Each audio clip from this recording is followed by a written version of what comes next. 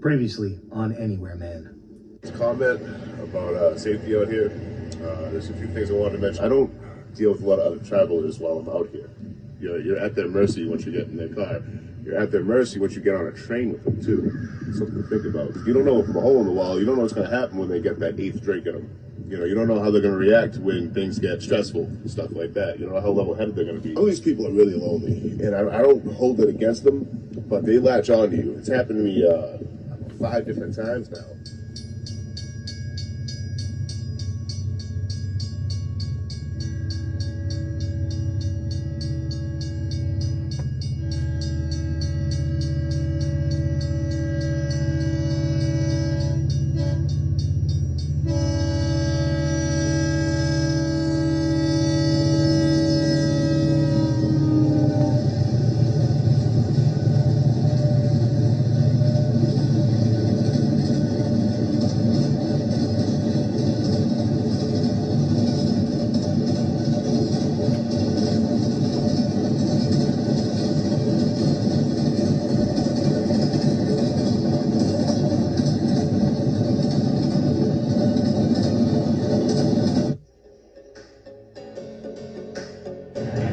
My last video is all about safety, and I almost got myself in a bad situation, which I forgot to mention in my last video. So what happened was, this guy pulls around, and he says, "Hey, you need a ride?" And I go, "No, I don't need a ride, man." He goes, "Okay," and he drives off. Cool. And then he comes back, and he's like, "Taco Bell?" I'm like, "Holy shit, I like Taco Bell." And he didn't roll his window down anymore to like hand the bag of food off or anything like that. I shouldn't be taking food from people anyway. It's a bad idea because you don't know what they can do to it. But I'm a slut for Taco Bell. What can I say? So the guy unlocks his door and he opens it up. And I'm like, all right, you know what I'll do is I'll sit in the car. Now meanwhile, my gear's still out on the sidewalk I was walking on. And I'm like, I'll sit in the car, but I'll keep my feet outside of the car and then I'll be all set. No. Because you just started driving. So he's a nice guy. He's a nice old guy. I didn't feel like I was in danger at any point, but it was weird.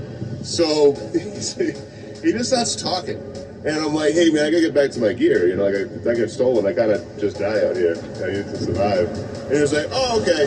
Yeah, so do you want to come back to my place and watch TV? I'm like, no, man, I want to go grab my stuff. It's right over there. I had to say it goddamn 10 times. So he just starts driving. And, we probably got like a mile away, and I'm like, all right. So I got my knife, I got it in my pocket, and it's ready to go. And I got the text sent to John, like, hey, can you go watch my stuff for me? I'm about to hop out of a moving vehicle. And I was like, hey, his name was Greg. He was a nice guy, but it was weird. I was like, hey, here's the deal. I need to get back to my stuff right now before someone steals it, and it's not okay. This isn't all right. He goes, oh, okay. He turns the car around, takes me back. Now, let's play that situation out in a different way where he didn't turn around, A million things could have happened. So here the hell I am preaching to you guys about safety and how to not end up in a situation that I put myself in immediately right after that. We were in Vincennes, Indiana, and then we got a ride down to Evansville, Indiana, a couple hours from that gentleman named Gunny and his wife Bridget, this old Vietnam vet. And here we are in Evansville. We should be hopping a train out of here or figure out our next move. I'll keep you all updated. We are in Evansville, Indiana, and sorry, I'm warning off right and proper with a police officer waking us up. He was a pretty cool guy. He was wanted to show we're all right. He said we are on private property, but if no one calls it in, he won't do anything. But if someone does call it in, he's going to tell us to leave, which is good to know. We're not going to get arrested for camping out here. But it just always sucks to get woken up by a cop. I was already kind of up a little bit, but, you hear the footsteps and then someone's in your camp and you're like, oh, and then you realize it's a cop and you're like, oh, how's this going to play out, It's just always like a startling way to start the day. So, I'm at a gas station, charging all my stuff up. I'm by the throat, or the entrance to the train yard. And I'm a little nervous. Got that familiar feeling that I get when I'm to a train yard. This is a CSX line. CSX is the name of the train company. And I haven't ridden CSX since my first hop out. Now, I'm not a superstitious person, but I did get caught You know, I grabbed an IM out of Buffalo, New York, intermodal. It took me all the way to North Baltimore, Ohio. It's a high security yard. And I got caught. You know, I didn't know what I was doing. Didn't know how to get on a train right. And I ran through a cornfield to get out of there. They caught us on one side. I jumped off the other side. So now they got to climb over the train. They weren't doing that, you know, but I can see the SUVs coming. Bullets are coming for me. So we're running through this cornfield, and I get to a road, and a local cop stops, North Baltimore PD. He says, "Put your stuff in my trunk right now and get in my back seat." It's a lazy arrest. He didn't put the cuffs on me. I get in the SUV, and she's a really nice lady, because she turns to me and she says, "What you're doing is dangerous, and I don't recommend it, but it's on my bucket list. I've always wanted to ride freight trains. So I'm going to take you to a truck stop just outside my county, and get the hell out of here. I don't want to see you back here ever again." I'm like, "That's not a problem." Okay, so I am in the CSX yard. I got tracks in front of me and tracks behind me right here. We're both going that way to where the yard is. I can't see the yard from where I'm at. I had to kind of tuck away real quick. One of the local businesses, there was a guy outside. I was on an overpass. It was completely exposed. And he saw me. He was like, "Hey!" So I decided hoofing it and then tucked into the spot. No one can see me where I'm at, so it should be okay. It is a giant spot to set up the camp. I saw a little bit of debris, but nothing crazy. There's not a lot of beer cans, so hobos probably use this and not the local homeless, which is the biggest difference you'll see in camp spots. It's the amount of trash. I have a pretty good idea of where the yard is, right past me over there. I'm gonna check it out tomorrow when the rain stops. Or tomorrow morning. I'm gonna hunker down for the night. It is a leafy area, so I have my trusty rake here. Some would call it a branch. And I'll use that to clear all the leaves away. That way I can see any sticks or rocks. I know exactly where I want to set up my camp, my tarp. So that way too, if spiders, ticks, chiggers, anything like that are floating around, I'll be okay. They won't mess with me while I'm sleeping. But there's gonna be hope for the night. I really hope the guys don't call the cops on me. I always like to see how visible my tarp is from where you could get to it.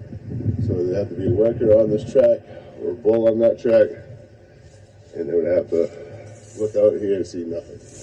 You would have to walk all the way around here to get a good glimpse at it. And there's no reason to be back here, you know? But if I ever get caught, whoever catches me deserves it.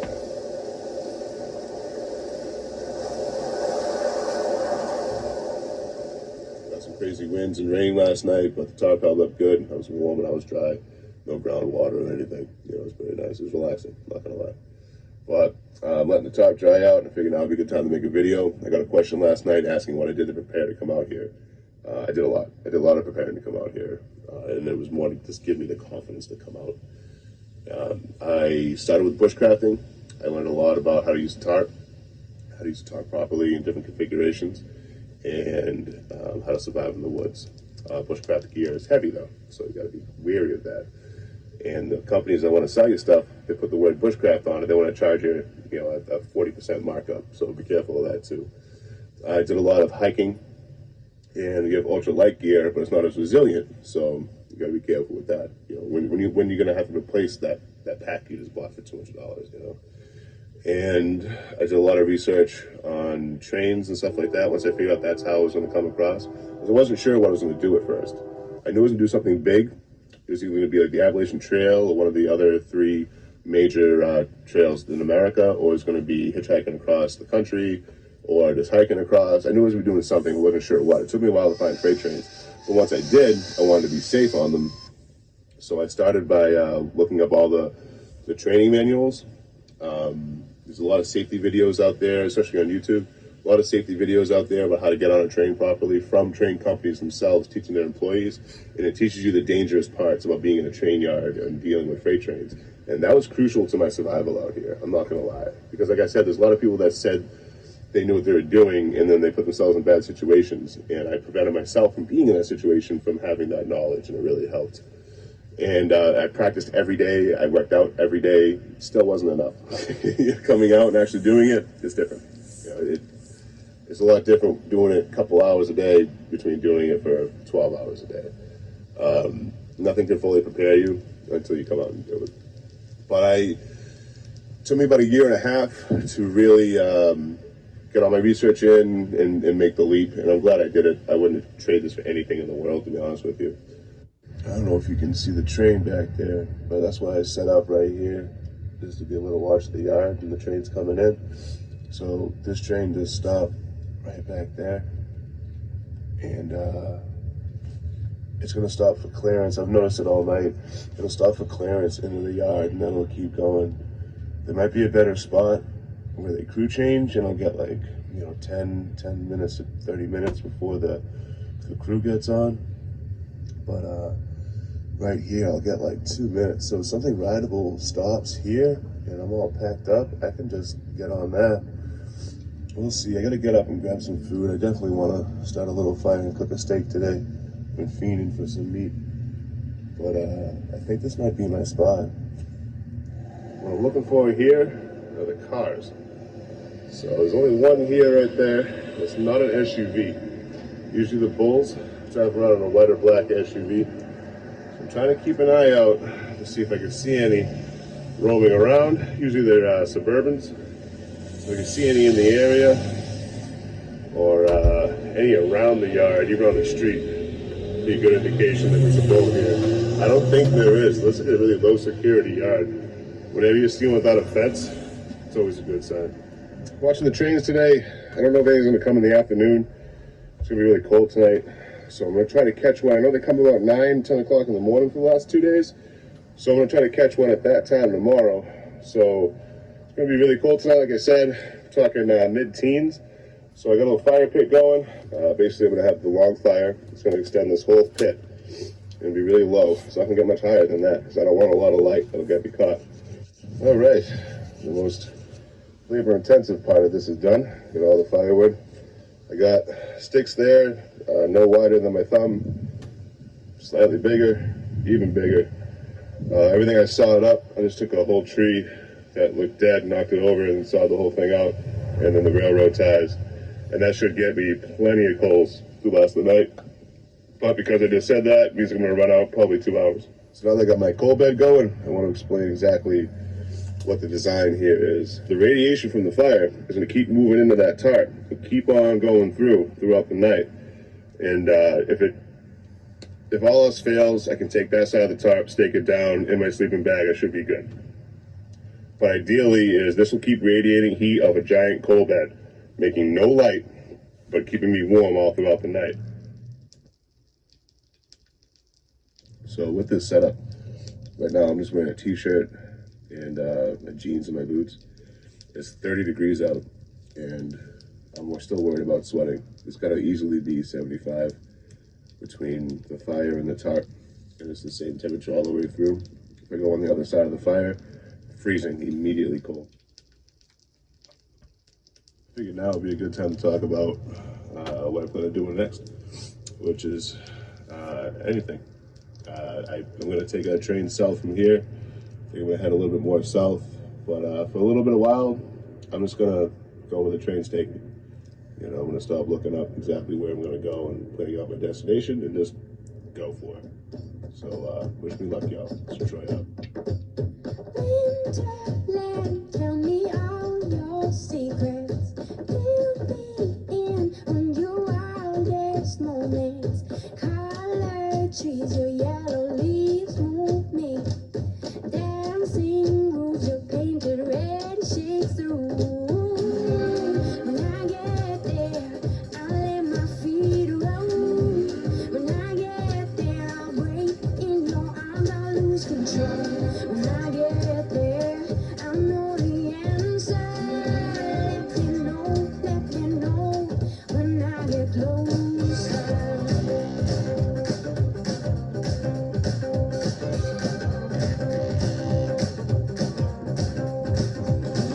Winterland, you're my sailing ship.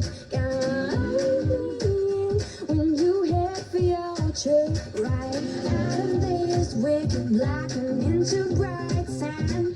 straight towards the water, sun and into his hands.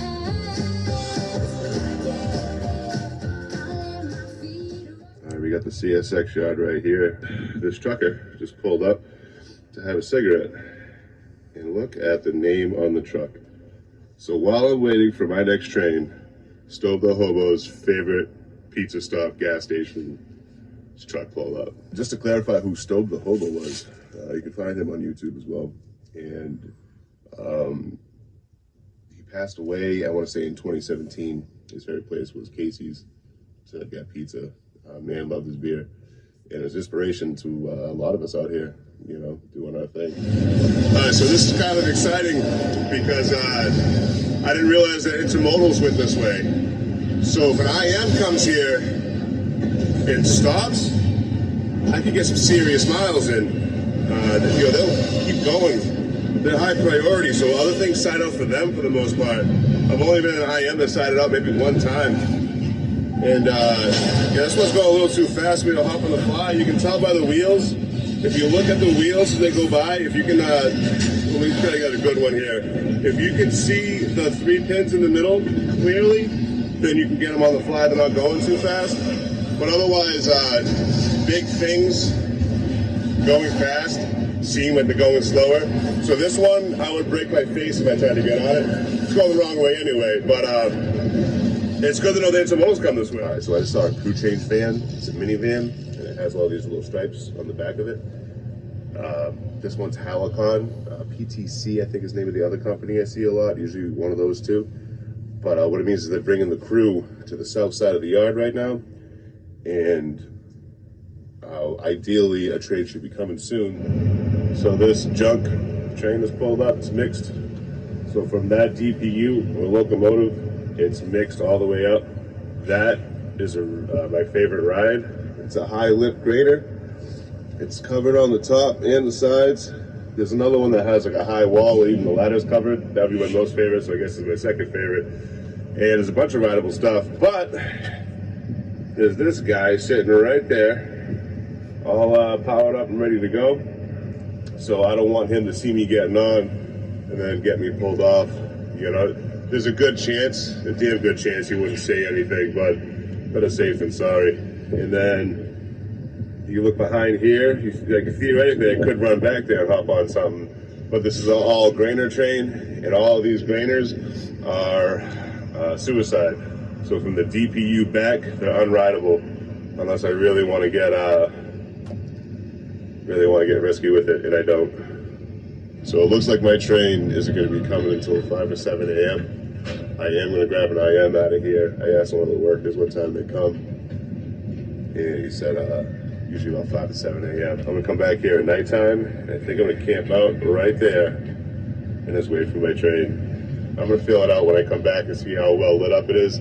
I don't see a lot of overhead lights, but you never know. If not, I'll go back and I'll camp kind of where I was tucked out near the hop out spot. Okay, so I hopped on a train. I am wet. This is all grain, so I could end up in the middle of nowhere, but we'll see. I am wet. It sucks.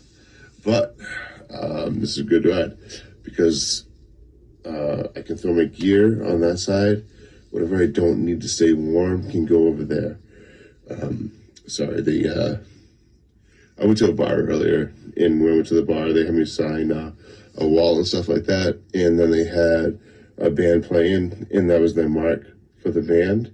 And then after that, they're like, "Can't draw a smiley face on you," which I said yes. Why wouldn't I let them draw a smiley face on me? Oh, hi there. I'm feeling rough this morning. I don't know if you can tell, but I certainly can. I went to Break Time Bar and Grill last night. A lot of history there. It's right next to the train yard. And it used to be a hotel for travelers and for railroad employees and stuff like that. Basically, this whole block in Howell Park used to all be like a company town for the railroad. And there's a lot of history there, and there's, it's only one generation back. So people that are living here now is their fathers and their mothers and their grandmothers and grandfathers that would be part of this town, this community, and work the railroad. So there's a lot of like almost first-hand information or second-hand information about old school hobos and stuff like that coming through here, which was really cool. When I walk in, and really welcoming, they had me sign the wall, I want to know my story, to tell me their stories, you know, and it was a good time. And the drinks started flowing. You know, they're buying me beer after beer and shot after shot. And I didn't say no to a single one. But as the drinks were flowing, the decision skills were decreasing. So I was definitely drunk. I came out of the yard and saw a good ride, and I got on it. I threw all my stuff on, hopped on, and got comfortable, sat down. So a grainer. I stood up for a quick second, and I did that wobble. I'm like, I just lost balance, and I'm not even moving yet. This is a terrible idea. Get off. So I took all my stuff, threw it off, and then followed it. Came over and found this little hot dog spot, you know. But actually, I had no business being in the yard. You know, after a couple of drinks, you shouldn't be anywhere near these giant death machines. You know, but lesson learned.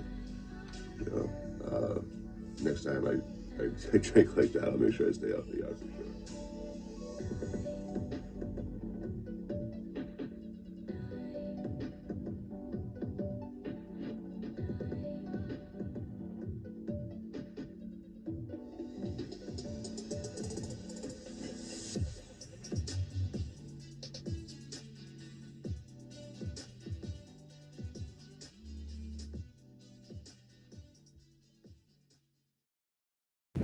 Hey y'all, Troy here. Just want to say thank you to every single person who's donated to the bail fund. It goes a long way from replacing crucial gear that I need to survive and just having a warm meal and a couple beers every once in a while. Really, I can't express enough gratitude for y'all.